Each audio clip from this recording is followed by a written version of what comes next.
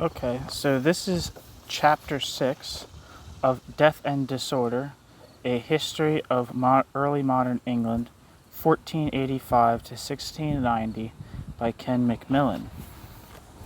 The chapter is titled War and Interregnum, 1642 to 1660. Death and Disorder, the Battle of Edge Hill. In the early modern period, wars were fought in series of, quote, pitched battles, end quote, in which opposing forces met each other at scheduled locations and times. After several minor skirmishes, the first such battles of the English Civil War occurred on October 23, 1642, at Edge Hill, Warwickshire, when the King's army on the march to London met parliamentary forces under the command of Robert Devereux, Earl of Essex. Using the commission of array, Charles I had managed to assemble a force of about 12,000 troops made up of 2,500 mounted cavalry, 800 mounted infantry, dragoons, 9,000 foot soldiers, and 16 artillery guns. The parliamentary army, assembled with the authority of the militia ordinance, possessed 15,000 men, comprising 2,300 cavalry, 700 dragoons, 12,000 soldiers, and 7 guns. The Battle of Edge Hill began at around 3 o'clock in the afternoon, an uncommonly late start, when Prince Rupert, Charles's nephew, by his sister Elizabeth, gave the order to attack. His cavalry and dragoons quickly overran the parliamentary left flank, while Sir Henry Wilmot similarly routed the parliamentary right flank. Both royalist cavalries then made the tactical error of riding in pursuit of the fleeing enemy cavalry, rather than returning to the field of battle and supporting their foot soldiers. Meanwhile, the Royalist infantry, under the command of Lieutenant General Patrick Ruthven and Sergeant Major General Jacob Astley, advanced down the center and scattered the parliamentary foot soldiers who had begun fleeing as their cavalry disappeared. The infantry on both sides were divided into pikemen, who held 12 to 18-foot-long pointed sticks used in close quarters to stab and unhorse their enemy, and musketeers who were armed with matchlock arquebuses and were protected by the pikemen during reloading.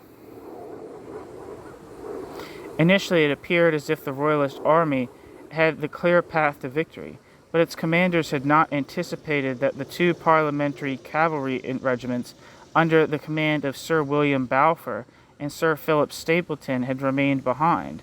They rode through gaps in the ranks and their foot soldiers to charge the Royalist infantry, who had little defense against mounted riders, and were forced into retreat. The king had also made a tactical error during this battle. Instead of keeping his own mounted guard, the, quote, life guard of horse, end quote, to protect him at the rear, Charles had allowed... Jesus Christ, that scared me. Fucking, acorn just fell out of the tree I'm sitting under. It just fell right into the middle of the book I was reading. It scared the shit out of me.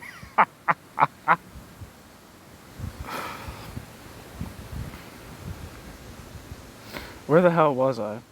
The king had also made a tactical error during this battle. Instead of keeping his own mounted guard, the, quote, life guard of horse, end quote, to protect him at the rear, Charles had allowed them to join Rupert's men, leaving him unprotected.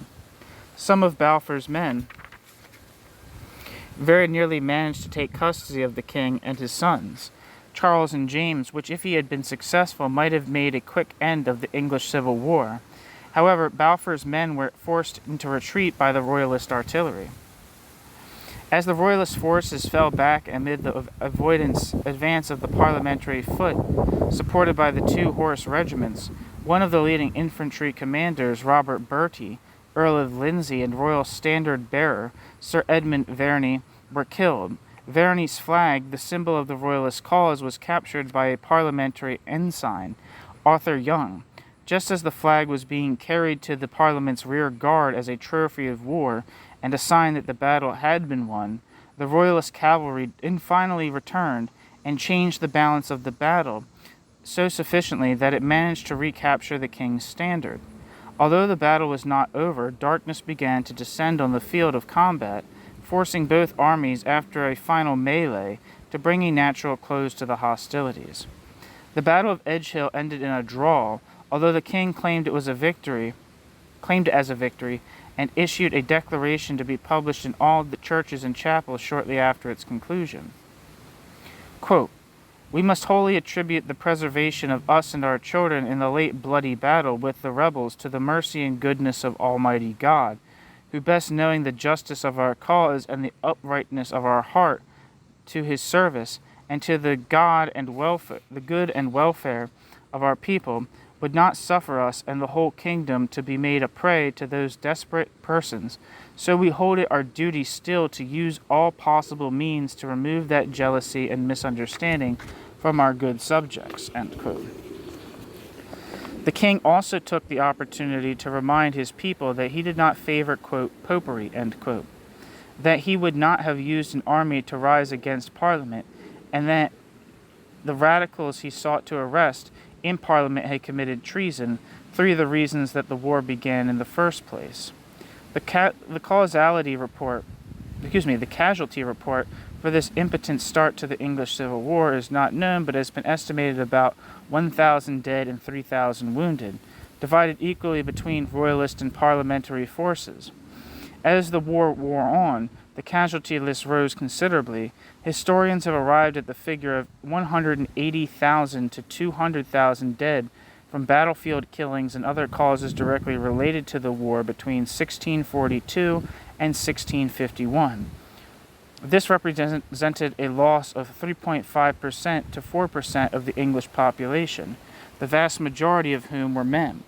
By way of comparison, these figures are more than twice the percentage lost among all involved nations in World War I, which had been estimated at 1.6% to 1.9%, and rival the average percentage lost in World War II, estimated at 3% to 3.7%.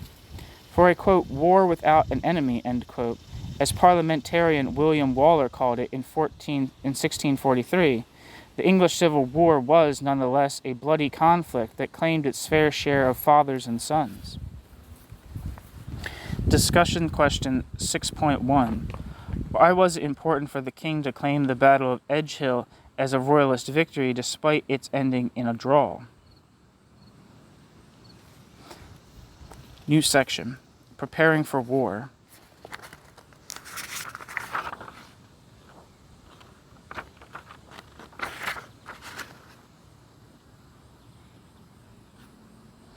The English Civil War, also known as the English Revolution, Puritan Rebellion, the Wars of the Three Kingdoms, took place between 1642 and 1651 and was fought between royalists or cavaliers and parliamentarians or roundheads. Those who rallied to the king included about 30% of the membership of the Long Parliament, who began meeting in 1643 in the, quote, Oxford Parliament, end quote. These men had supported the early parliamentary reforms and agreed that Charles's absolutism, especially during the personal rule, had been abusive, but also that Pyne and his fellow radicals had gone too far with the Grand Remonstrance, and their demands regarded religion and the king's prerogatives.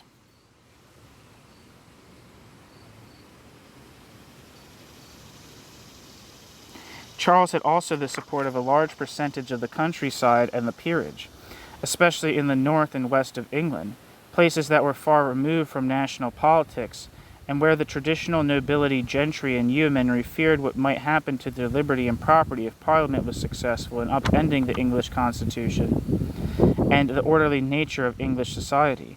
Charles also enjoyed the support of the national clergy, particularly those who favored the liturgy and ceremony of High Anglicanism, the brand of religion that developed from Laud's Arminian reforms, or who preferred Episcopalism over Presbyterianism. Catholics, so much as they were willing to get involved at all, also preferred Charles. This enabled the king in 1643 to come to an arrangement with Catholic rebels in Ireland, offering toleration for their religion in exchange for troops to fight for the royalist cause. On the parliamentary side, support came first and foremost from the members of the Long Parliament who remained in London, who were by no means a homogeneous group when it came to the goals of war.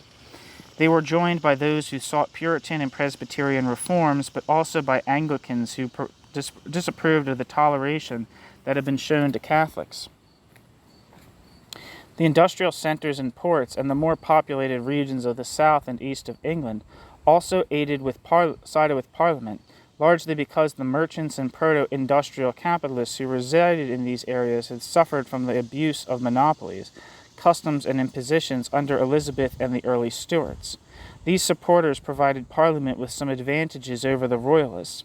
Parliamentary control of London and ports prevented Charles from receiving foreign aid from those sympathetic to absolute monarchy, such as his French in-laws.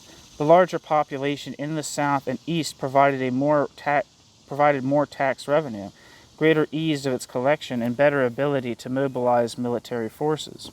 However, Parliament's method of funding the war through military impressment, the sequestering of royalist property, local assessments, and an excise tax on non-essential commodities, methods that looked much like Charles's and Strafford's means of funding the personal rule, were met with resistance and were considered by some to be illegal.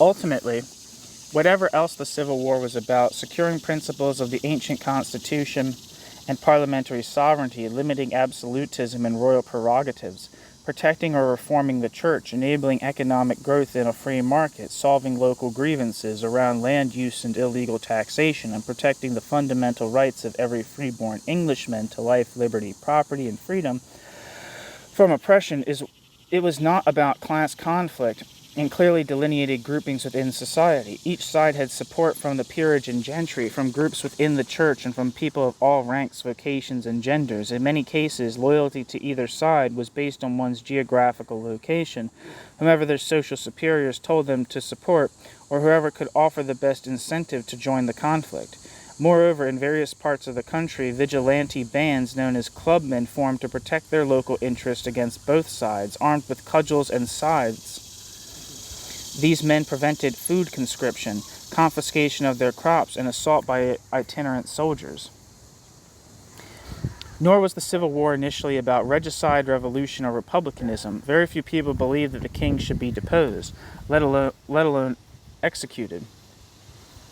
And even fewer would have entertained the idea of England without a king at its head, which would have been an extremely radical idea not only in England but throughout Europe. For this reason, there was a great deal of ambivalence within the parliamentary side early in the Civil War. As Edward Montagu, Earl of Manchester and Major General of the parliamentary forces, stated in 1644, quote, "If we beat the king 99 times, quote, if we beat the king 99 times, yet he is still king." Jesus Christ. As Edward Montagu, Earl of Manchester, and a Major General of the parliamentary forces, stated in 1644, quote, "If we beat the king 99 times, yet he is king still. But if the king beat us once, we shall all be hanged," end quote. It was difficult for Parliament to construct a genuine revolutionary mentality when loyalty to God and king, according to the great chain of being, went hand in hand, while the alternative was disorder and anarchy. Whatever gains were to be made during the war, almost nobody questioned Charles' right to rule, or that he would return to his throne at war's end. This was, like many before it, a rebellion about the restoration of rights that had allegedly been lost, not a revolution designed to bring about a radical new constitution. Fighting the war. It is partly because of this ambivalence among Parliament's military leaders that early battles such as Edgehill ended as either stalemates or royalist victories. Owing to its lack of success, by the fall of 1643 it was evident that the Roundheads required additional support, which led with Parliament's reluctance to the solemn league and covenant signed with Scotland. The covenant promised that in exchange for providing military support to Parliament, Scotland would receive a large monthly stipend and would see both England and Ireland become Presbyterian nations. Although this covenant caused some parliamentarians to turn away from their cause, the Scottish army marched into England on July 1644 and, together with parliamentary forces, gained their first major victory of the war at the Battle of Marston Moor. The true standout in this battle was General Oliver Cromwell, whose creative tactics saw the routing of Rupert's forces and the death of 4,000 royalist troops. Following the battle, Cromwell, who was also a member of Parliament, criticized his superior Manchester for his indecisiveness. A few months later, Parliament passed the self-denying ordinance, which required members of the Lords or Commons to resign their military commissions. Through this measure, weak leaders such as Essex and Manchester were removed from their commands, although a strong leader such as Cromwell was allowed to retain his. Another scheme involved the creation of the new model army, which broke with earlier traditions of wars being fought by militia bands assembled and funded by localities. Instead, command of the entire parliamentary force would be vested in a single person, in this case Sir Thomas Fairfax, with Cromwell in charge of the cavalry, and the army would be a paid professional trained force. In addition, the army was to be commanded not by nobles whose military skills were evidently not always up to task, but by experienced and capable commanders, regardless of their birthright. Promotion was to be based on good service rather than the old model of wealth, title, and patronage. The army was ideologically supported by the Soldiers' Catechism, a godly pamphlet written to emphasize that soldiers fought, quote, for the preservation of our Parliament, in the being whereof, under God, consists the glory and welfare of the kingdom, end quote. Soldiers committed, quote, to rescue the king out of the hands of his and the kingdom's enemies, and to maintain his honor and just prerogatives, end quote, while also seeking to recover, quote, the laws and liberties of their country, end quote. This was precisely the type of rhetoric needed to help Parliament through its final stages of ambivalence about fighting the king and his army.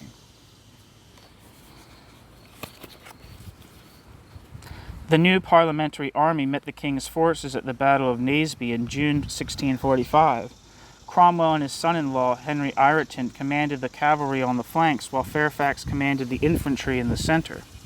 Largely thanks to Cromwell, the battle ended in a decisive parliamentary victory with about 1,000 dead royalists, including many of Charles's most experienced officers, and almost 5,000 captured. Another battle at Langport effectively destroyed the king's army, and Charles retreated to Oxford, bringing to an end to the first phase of the Civil War. The next year he surrendered himself to the Scots, but his unwillingness to abandon the episcopacy there prompted the Scots to hand Charles over to Parliament in 1647, and he was imprisoned in exchange for a large financial settlement. While Parliament was deciding how to negotiate with the king, a crisis brewed. The army was no longer needed, but Parliament was millions of pounds in arrears on military salaries, and the army declared that it would not disband until it was paid, and to protect its members from future prosecution until it was indemnified for acts that occurred during the war. When Parliament prevaricated, the army took matters into its own hands, sending a junior officer, Cornet Joyce, to secure the king's person and bring him to army headquarters so that he could negotiate directly with Charles.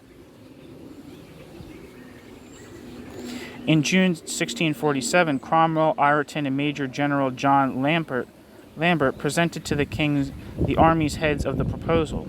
The plan called for the king to allow freedom of worship for all Protestants, a reduction in the authority of bishops, biennial parliaments to sit for a minimum of 120 and a maximum of 240 days, and parliamentary control over the appointment of royal ministers and military officers for a period of 10 years.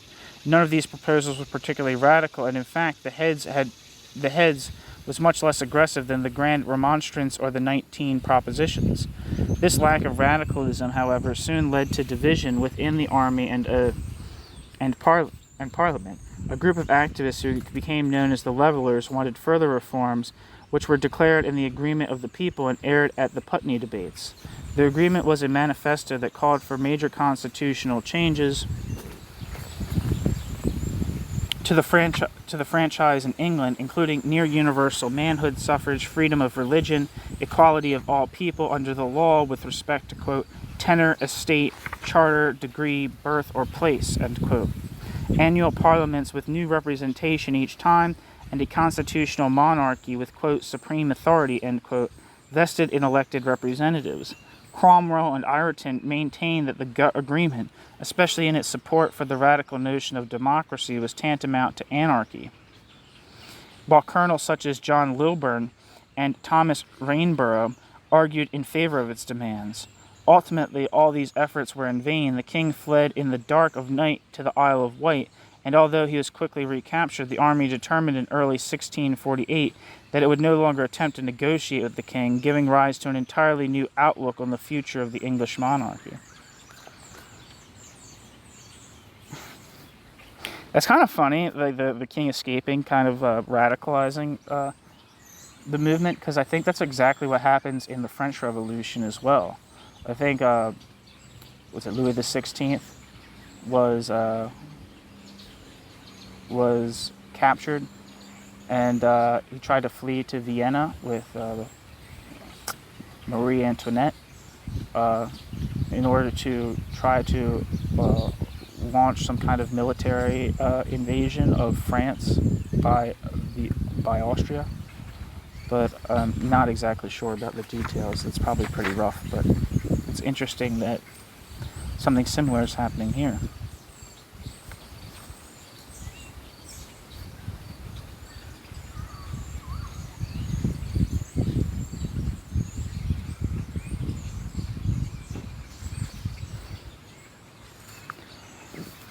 Trial, death, and legacy. Charles' brief escape from captivity was accompanied by a secret, quote, engagement, end quote, with the Scots, by which in exchange for military support and restoration to his throne, the king would establish Presbyterianism in England for a period of 3 years. Under these terms, war resumed for a short time in 1648, although the new model army under Cromwell and Lambert had little difficulty defeating the Scots at the Battle of Preston in August. Fewer than 100 parliamentary soldiers were lost, in contrast to 2,000 royalists dead and 9,000 forced to surrender. Despite this decisive victory, Parliament, which had been at odds with the military for some time, determined that it would attempt to reopen negotiations with the king, while the army had by this time begun thinking of Charles as a war criminal. In its remonstrance of November, the army demanded, quote, exemplary justice, end quote, upon the king, expecting at the very least that Charles would be forced to abdicate in favor of one of his children. To force the issue, Colonel Thomas Pride arrested or refused entry to the Commons to those members who wanted to negotiate, an event known in history as, quote, Pride's Purge, end quote. By the end of December 1648, only about 2,000 members of the original Long Parliament remained, and only about half that number regularly attended, giving cause for that body to be referred to as the Rump Parliament. This was the Rump that decided in early January 1649 to establish a High Court of Justice that would try Charles Stuart for high treason against his people. Remarkably, neither the Chief Justices of the law courts nor the House of Lords agreed that it was lawful to try the king by these means, prompting the Commons to declare itself independent of these bodies and capable of legislating alone.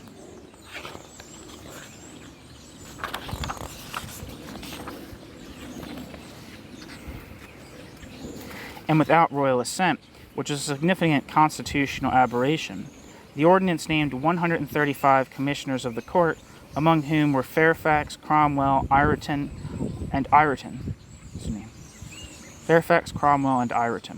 Although only half of the commissioners heard the case against the king.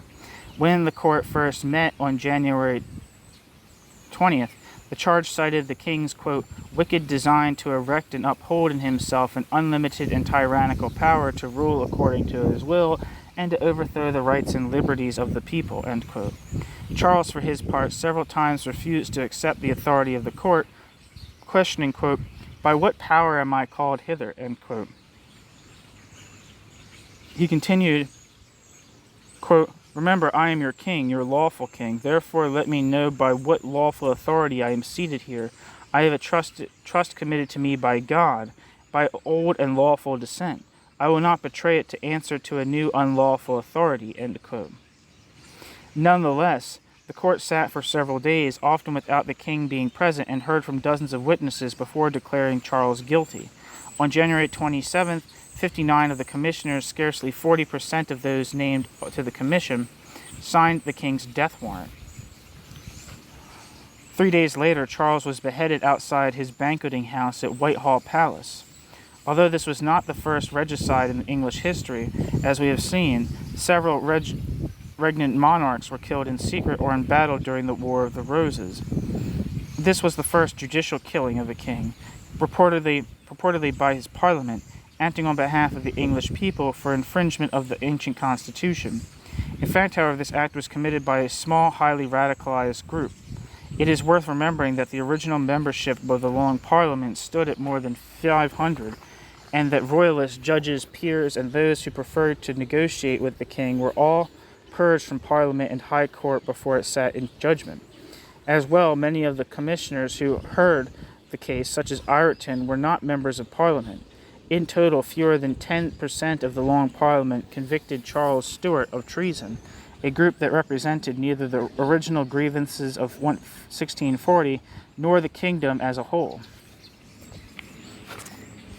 Largely because the regicides represented such a small radical faction within Parliament, Charles was not forgotten and indeed soon entered a degree of martyrdom. This was caused mainly by the publication of the Icon Basilica, royal portrait, end quote, a mere 10 days after the execution. The book was allegedly written by Charles himself and described his various tribulations in a manner that made the king appear steadfast in the face of adversity, devoutly religious, caring of his subjects, and remorseful that he had allowed Strafford to be executed, a sin for which he believed he deserved to pay with his throne and his life. Whomever was the author, the Icon was a masterfully final stroke of royalist propaganda whose text and frontispiece encouraged parallels between Charles and the sacrifice of Christ. After the Icon appeared in dozens of editions in multiple languages and gained a wide readership, Parliament commissioned John Milton to write a response. His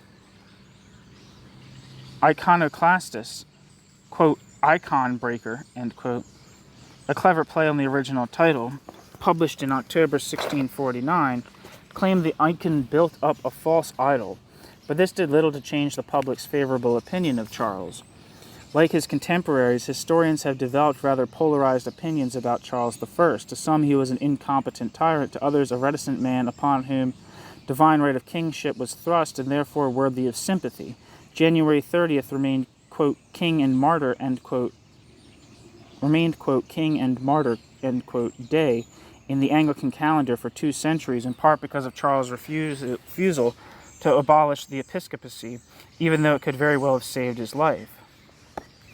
Milton's response to the icon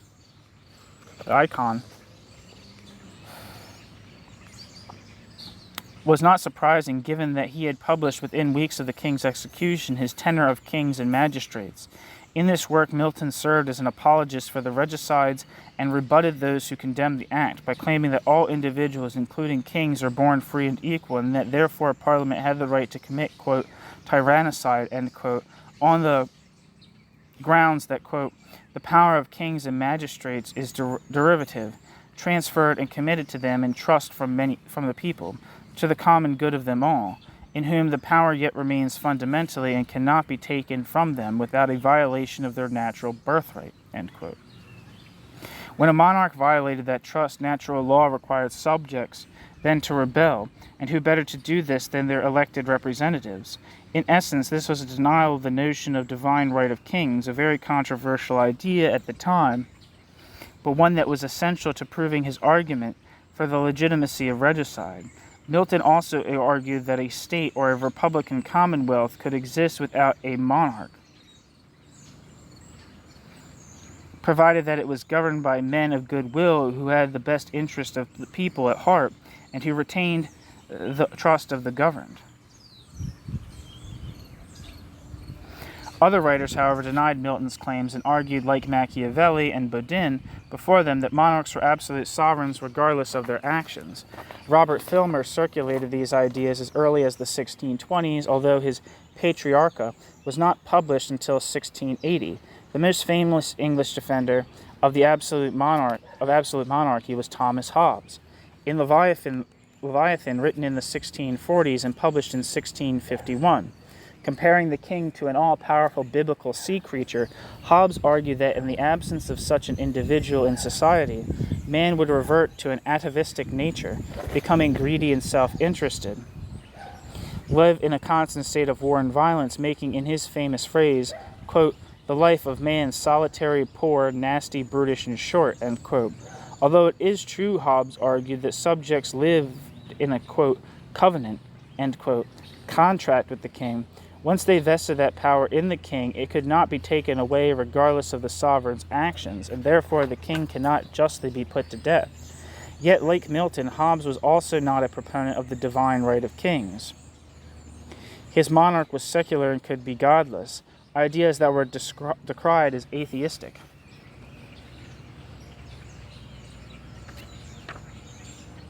Over the next decade, England would experiment with variations of Milton's and Hobbes' models of government, ultimately without much success in either case.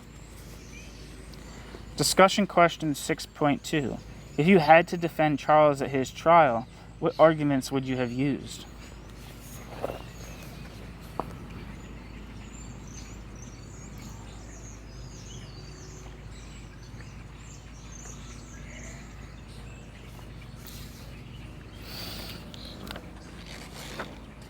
Commonwealth England.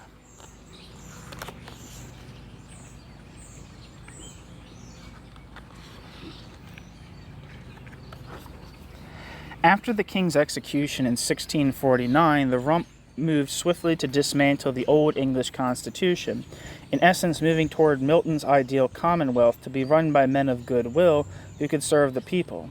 In March, the monarchy was declared to be, quote, unnecessary, burdensome, and dangerous, end quote, and was abolished, along with the House of Lords. While the episcopacy was heavily suppressed, the tripartite model of English government, King, Lord, and Commons, had been reduced to a single assembly, still consisting primarily of the Rump, and a council of state was created to replace the king's privy council. The new council consisted of 3 judges, 3 military officers, 3 peers, 30 members of parliament, a total of 41 members who represented the legal, martial, and legislative branches. Through these measures, England began its first experiment with republicanism in the form of a new Commonwealth government. Barely a month after Tenor was published, the Republican government appointed Milton as Secretary of Foreign Tongues. Although officially the job involved composing official correspondence in Latin for foreign audiences, in practice he was responsible for producing propaganda on behalf of the regime. In this role, he produced his rebuttal to the Icon Basilica, and in 1651 wrote The Defense of the People of England, in which he argued in support of the new model of government.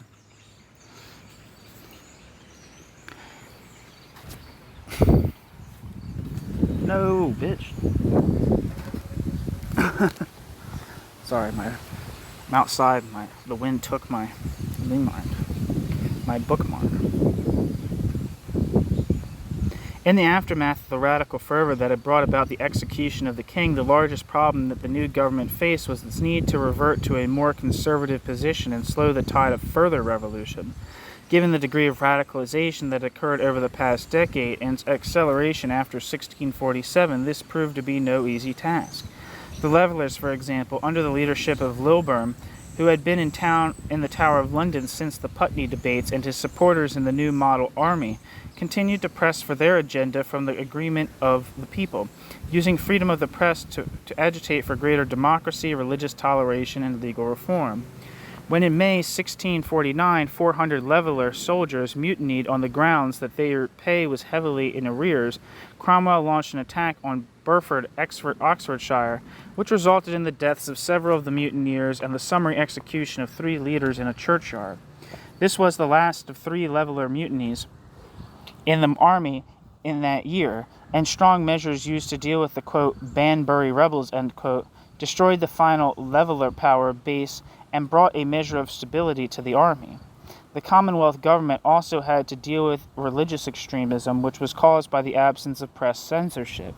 Milton, in fact, had argued against censorship in his Areopagitica, 1644, on the grounds that the best government was one that encouraged constructive criticism as fundamental to the concept of civil liberty. Using the press as their key medium, various sects emerged that challenged traditional interpretations of the Bible and order of society. These groups, Anabaptists, Diggers, Fifth Monarchists, Millenarians, Muggletonians, Quakers, Ranters, and Seekers, sought to separate from the Church of England in preference for independent movements that sought liberty of conscience and truth from Scripture. In 1649, for example, the Diggers, under the leadership of Gerard Winstanley, declared that Scripture did not allow private property. They therefore claimed various formerly common lands in several counties, removed the signs of enclosure, fences, and hedges, and began cultivating the earth on communes, a movement that had to be suppressed by armed bands employed by local landlords. Many, like the Quakers, also declared themselves outside the control of social superiors, the state and court, and practiced forms of worship that, to the increasingly conservative members of Parliament, were deemed blasphemous. In 1656, Parliament ordered one Quaker, James Naylor, to be pilloried, whipped, mutilated, branded, and imprisoned with hard labor to punish a particularly outrageous display of blasphemy that involved reenacting the arrival of Christ into Jerusalem on Palm Sunday. Although most of these movements failed to gain momentum because there was considerable disagreement between and among the various sects, Parliament was criticized by Presbyterians and Anglicans for being too lenient on these extremist groups, and resorted to censorship to limit the spread of their ideas.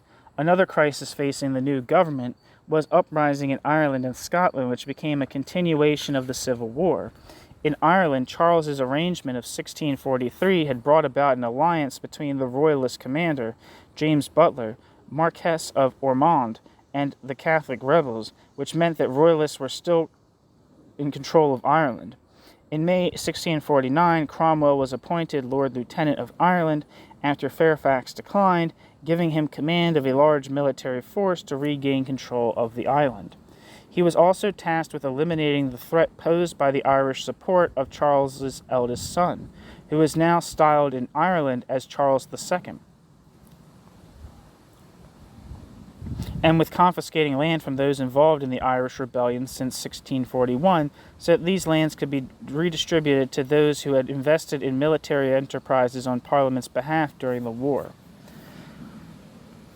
With a well-trained and experienced new model army at his back, Cromwell swiftly and brutally achieved these aims. Between August 1649 and May 1650, he managed to reclaim 25 fortified towns and castles, and his sack of the crown of Drogheda and Wexford claimed the lives of at least 5,000 royalist supporters, Catholic clergy and civilians. The royalist commander in Drogheda, Sir Arthur Aston, was clubbed to death, while 300 of his soldiers who had surrendered to Cromwell were summarily massacred.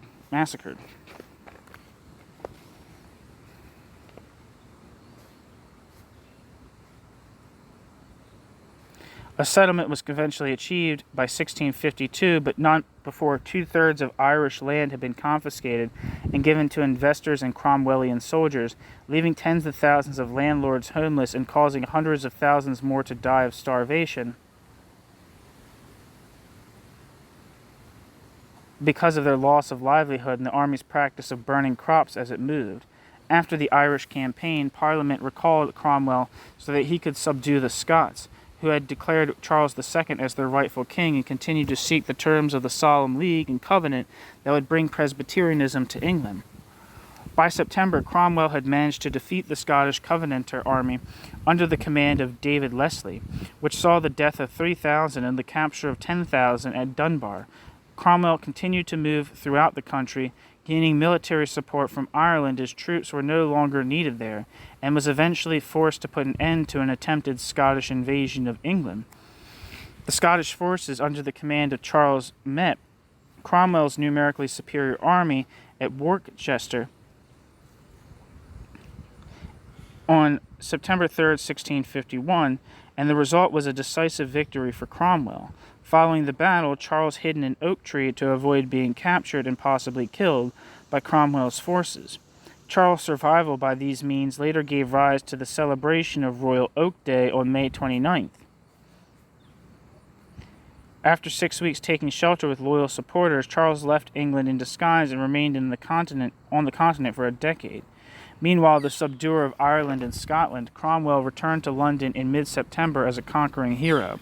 Cromwell's exceptional successes, strong support of the army, and presence in London also enabled him to become more involved in Parliament than he could in the preceding 2 years. One of his major goals, now that there was no longer a royalist threat, was to bring an end to the rump by finding a mechanism whereby it could dissolve itself and arrange for new elections that would return the Commons to its former size and balanced composition.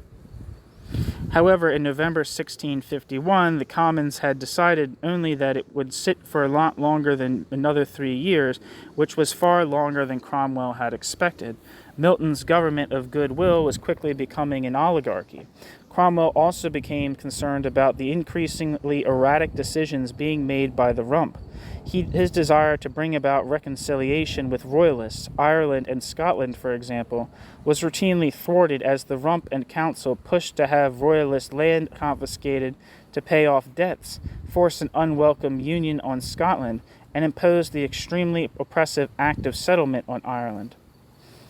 Likewise, Cromwell and a committee for the propagation of the gospel had desired clear statements on religious liberty and toleration operating within the bounds of a national church guided by core beliefs.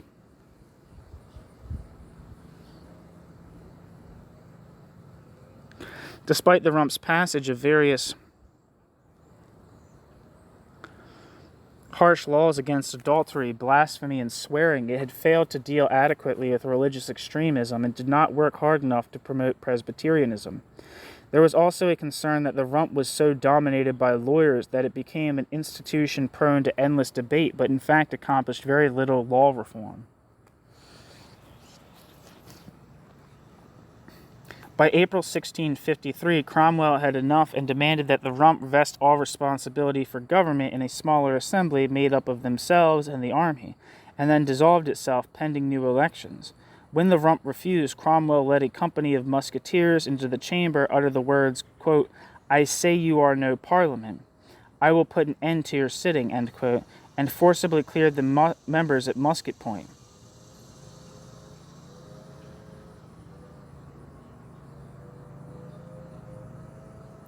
The doors of the chambers were sealed, and somebody posted the sign, quote, "This house to let, now unfurnished," end quote. To replace this body, at least temporarily, Cromwell and officers within the army nominated a legislature known as the quote, "Assembly of Saints," end quote. This assembly soon came into disrepute. Although godly men such as Cromwell initially welcomed its, quote, "saintly," end quote, composition, they soon came to realize that many of its members were religious extremists. The member of London, praise God Barebone, was a fifth monarchist, giving rise to the assembly quickly being hailed as, quote, "Barebone's Parliament," end quote. Barebone and others pushed for the reform of the legal system to be entirely consistent with Scripture and argued for the abolition of the common law, ideas that reflected the inexperience of the members and their inability to legislate for the nation. This caused moderate members of the Assembly to appeal to Cromwell for its dissolution, which was also accomplished in December 1653 by military support.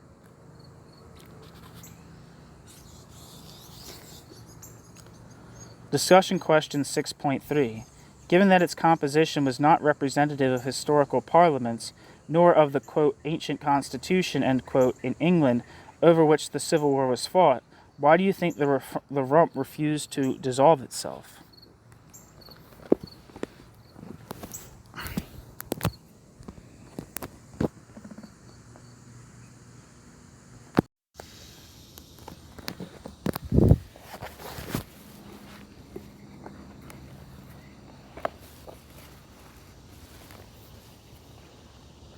The Protectorate and Restoration. By the end of 1653, Hobbes' unpopular predictions about a leaderless commonwealth turning into a self-interested oligarchy had been proven correct. New leadership vested in a single individual was required, and it was to come from Oliver Cromwell as the new Lord Protector, and sovereign in all but name, of England. In some ways, Cromwell was perfect for such a role.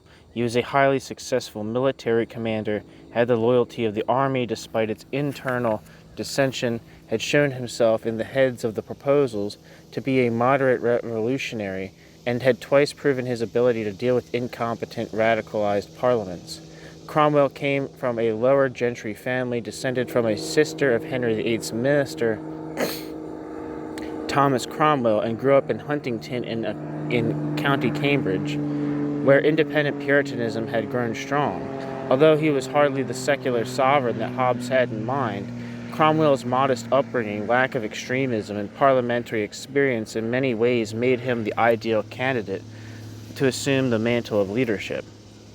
Cromwell's new title in government was defined in Major General John Lambert's Instrument of Government, which was based on the earlier heads of the proposals, and is sometimes considered England's first written constitution.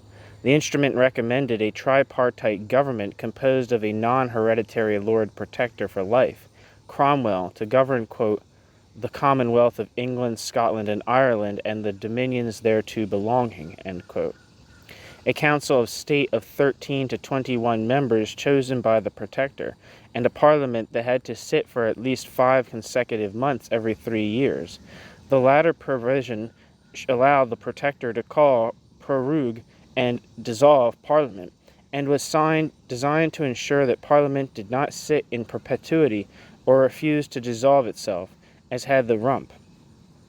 Cromwell was given the power of veto, but was limited in its use by Parliament's ability to vote again and enact the bill after 20 days had passed.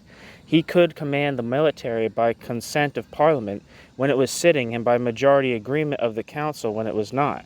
In the issuing of ordinances and commissions, the ordering of foreign affairs, and the declaring of war and peace, Cromwell had wide prerogative powers, provided he consulted with his council. Former royalists were incapable of voting or being elected for 3 successive parliaments, and Catholics were disenfranchised. Freedom of Christian worship was allowed except for Catholicism and sects that disturbed the public peace.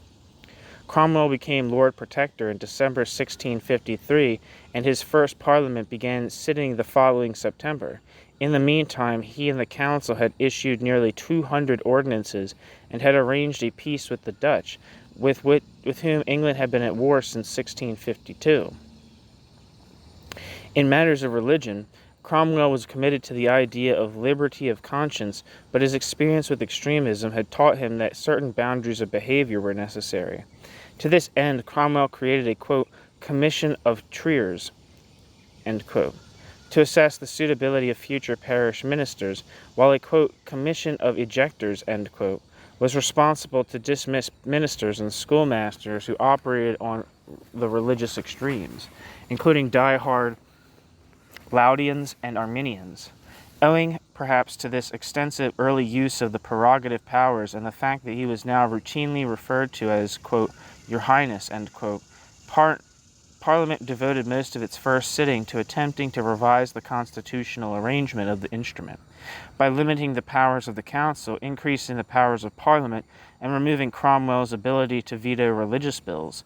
To ensure the constitutional bill, which he would have certainly vetoed, was not passed to him, Cromwell dissolved Parliament without warning in January 1655.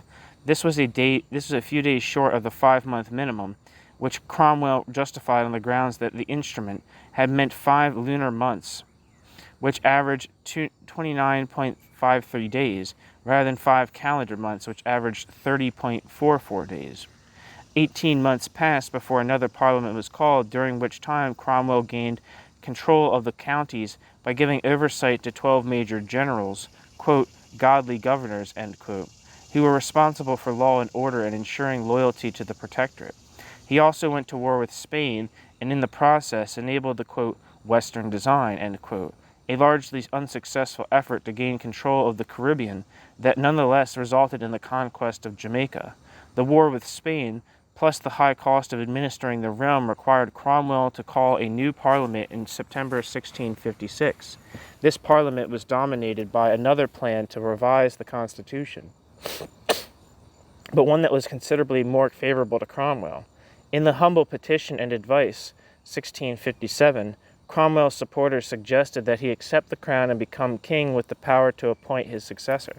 They also suggested that Cromwell nominate an upper house of parliament, although Cromwell declined the title of king, the powers of which he possessed already. He agreed that a second house was necessary.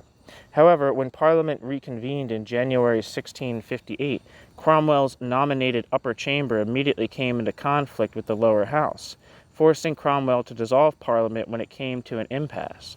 Unfortunately, Cromwell died before he could call another Parliament in September 1658, and although he had not named a successor, the title passed to his son, Richard. Unlike his father, Richard had poor leadership skills and no military command experience, which meant that he was not able to control feisty parliaments or retain the loyalty of the army, a body that had consistently proven essential to Oliver's success. During his first parliament, the issue of existence and membership of the upper house returned, but the main issue of that session involved Parliament's relationship with the army.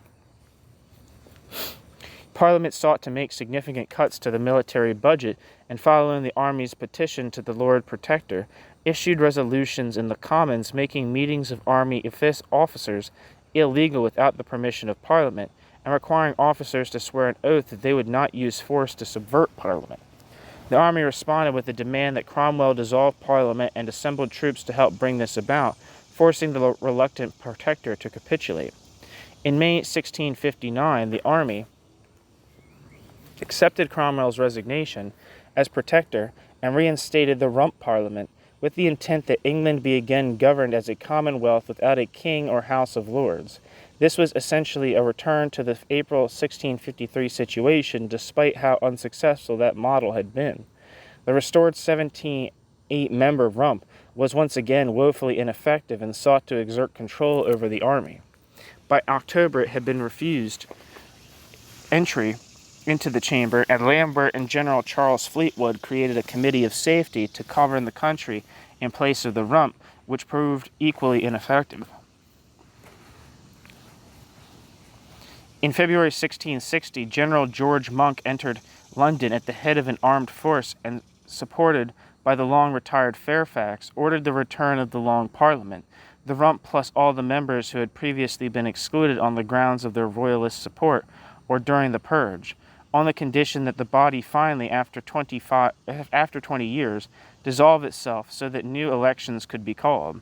The new moderate and royalist-leaning Parliament came to be known as the, quote, Convention Parliament, end quote, because it had not been called by royal writ. Meanwhile, Charles II, who had been kept informed about England's affairs by Monk, issued the Declaration of Breda. In return for his restoration to the English throne, Charles promised full amnesty to all belligerents in the war, although there was a contingency for exceptions, principally the men who had signed his father's death warrant. Freedom of worship, provided it did not upset the peace of the kingdom, payment of arrears to the army, and that all land grants and purchases during the war and interregnum be subject to parliamentary oversight. Given the composition of the Convention Parliament, roughly balanced between royalists and Presbyterians with few radicals, these terms were deemed more than acceptable, and Charles arrived to take his place as king on May 29, 1660. His entrance into London on his 13th birthday was triumphal, and order returned to England, the restoration of king, lords, and commons in, to quote the Declaration, a more, quote, perfect union, end quote, had come to pass.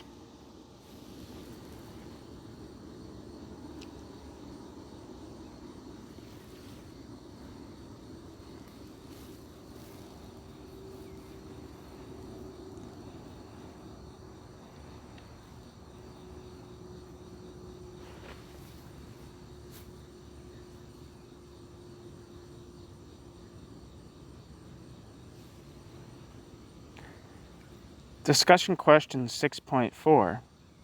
If by 1657 Oliver Cromwell was king in all but name, why do you think he refused the crown when it was offered? New section. An English Revolution. The 2 decades of civil war and interregnum were undoubtedly among England's most turbulent, but in the end they were far from revolutionary. Almost none of the changes to the English constitution that had occurred during these years remained in 1660. The king's restoration was unconditional, and the majority of traditional prerogative rights were retained.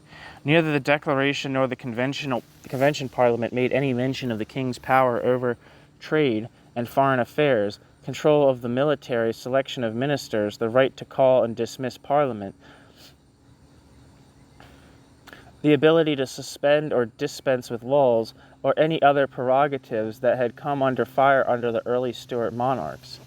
This meant that the restoration was to take place under terms that had been achieved in the early months of the Long Parliament in 1641, before the radical ideas of Pyne and his supporters emerged.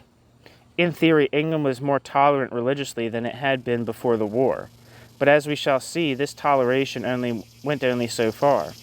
Parliament, dominated by the gentry and the commons, had also proven that, when pushed, it could take matters into its own hands. Although here again future events would show that without royal assent, it still lacked the authority to carry out its will. This is not to say that the tremendous loss of life of hundreds of thousands of English, Scottish, and Irish subjects were in vain, as the memory of the fate of his father helped to guide Charles II in his actions over the next 2 comparatively peaceful decades.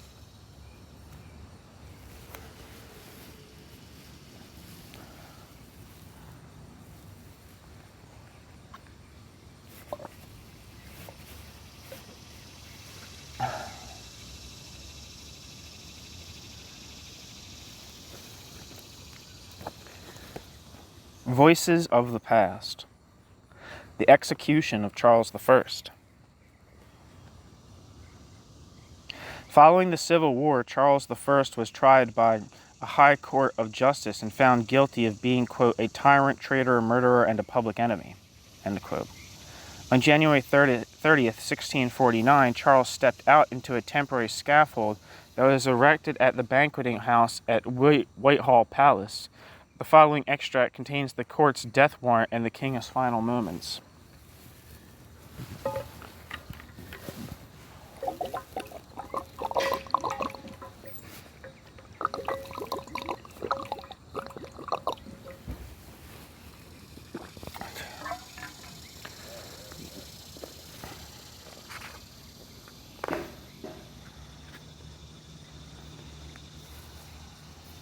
Whereas Charles Stuart, King of England, is and standeth convicted, attainted, and condemned of high treason and other high crimes, and sentence upon Saturday last was pronounced against him by this court to be put to death by the severing of his head from his body, of which sentence execution yet remaineth to be done.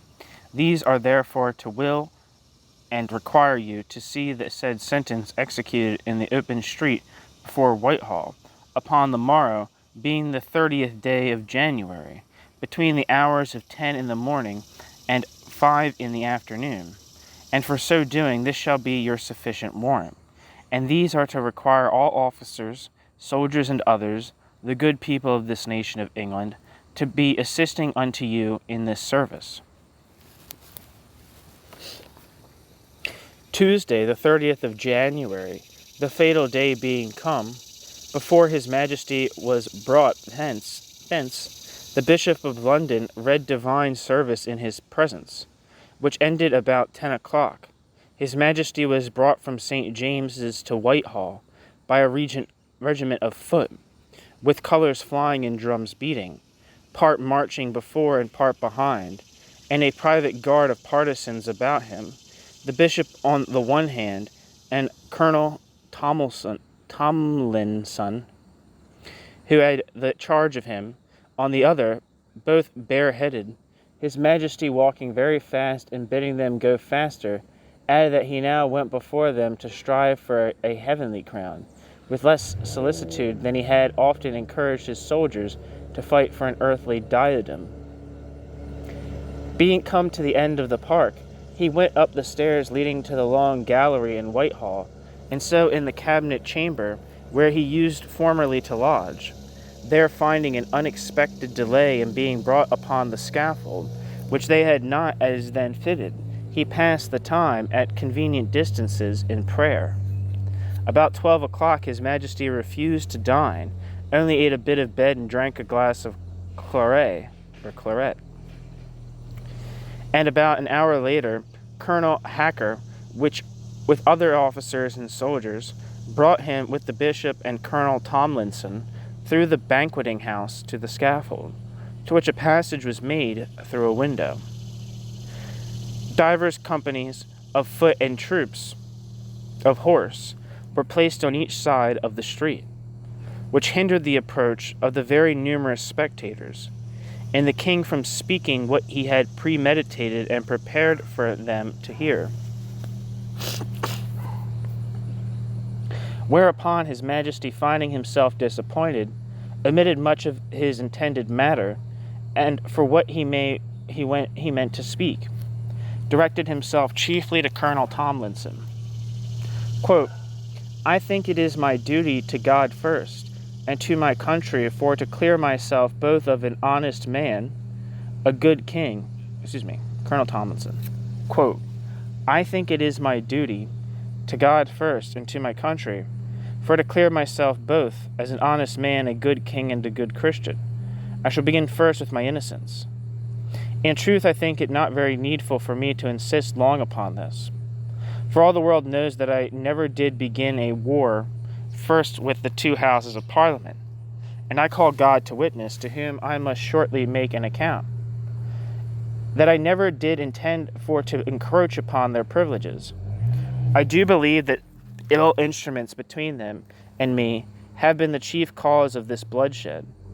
I will only say this, that an unjust sentence, (the execution of the Earl of Strafford), that I suffered to take effect, is now punished by an unjust sentence upon me.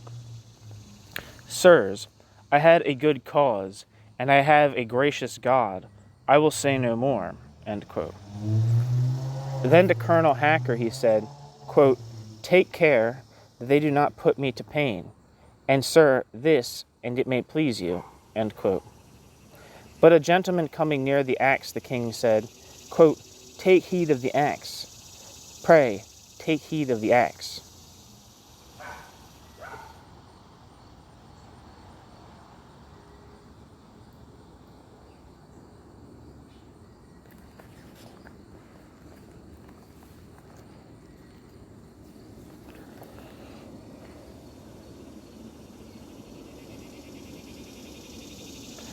And to the executioner he said, quote, I shall say but very short prayers, and when I thrust out my hands. End quote. Then he called to the bishop for his cap, and having put it on, asked the executioner, quote, Does my hair trouble you? End quote. Who desired him to put it all under his cap, which as he was doing said, quote, I have a good cause, and a gracious God on my side. I go from a corruptible to an incorruptible crown, where no disturbance can be, no disturbance in the world. End quote. Then the king asked the executioner, quote, Is my hair well? End quote. And taking off his cloak, and George, the insignia of the Order of the Garter, end he delivered his George to the bishop, saying, quote, Remember, end quote. Then putting off his doublet, and being in his waistcoat, he put on his cloak again, and looking upon the block said to the executioner, quote, You must set it fast, end quote. Executioner, quote, It is fast, sir, end quote. King, quote, It might have been a little higher, end quote. Executioner, quote, It can be no higher, sir, end quote. King, quote, When I put out my hands this way, then, end quote.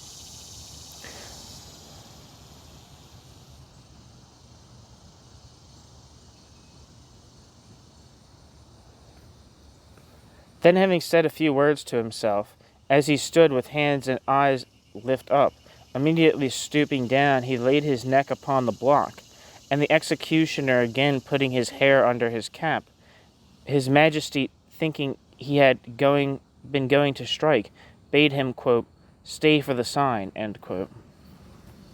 Executioner, quote, yes, I will, and it please your majesty, end quote.